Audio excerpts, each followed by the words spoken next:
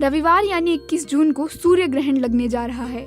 देश के कुछ हिस्सों में ये वलयाकार दिखेगा, जहां खगोल विज्ञान में दिलचस्पी रखने वाले लोग इस रिंग ऑफ फायर या आग के छल्ले का दीदार कर पाएंगे।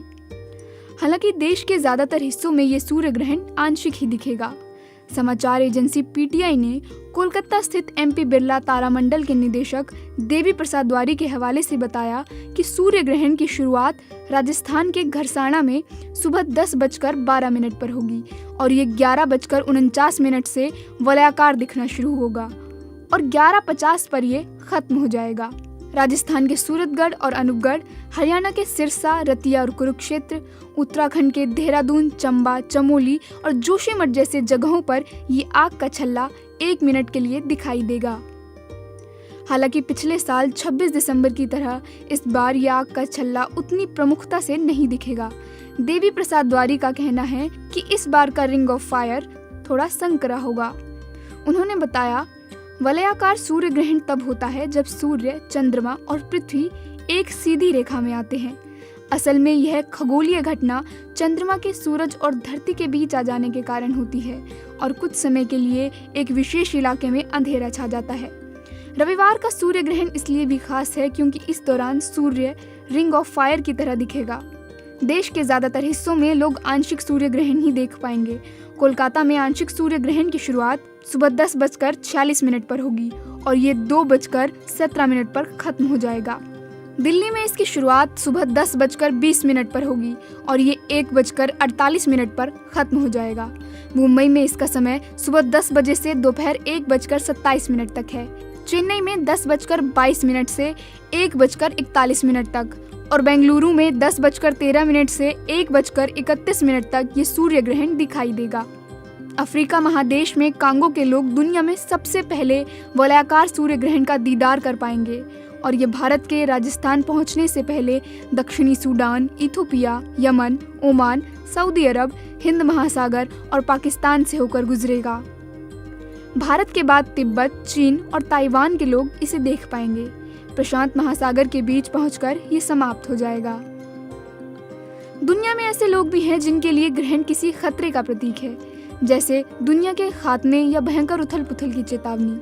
हिंदू मिथकों में इसे अमृत मंथन और राहु केतु नामक 2 दैत्यों की कहानी से जोड़ा जाता है और इससे जुड़े कई अंधविश्वास प्रचलित हैं। ग्रहण सदा से इंसानों को जितना अचंभित करता रहा है उतना ही डराता भी रहा है।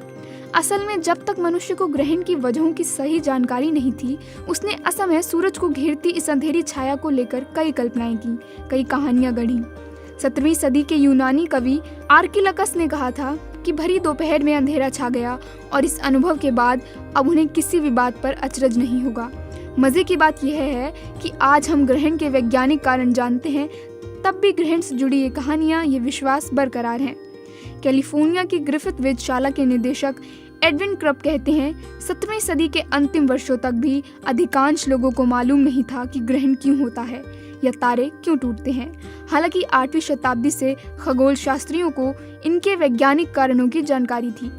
क्रप के मुताबिक जानकारी के इस अभाव की वजह थी संचार और शिक्षा की कमी। जानकारी का प्रचार प्रसार मुश्किल था, जिसके कारण अंधविश्वास पनपते रहे। वो कहते हैं, प्राचीन समय में मनुष्य की दिनचर्या कुदरत के नियमों के हिसाब से संचालित होती थी। इन नियमों में कोई भी फेरबदल मनुष्य को बेचैन करने के लिए काफी था।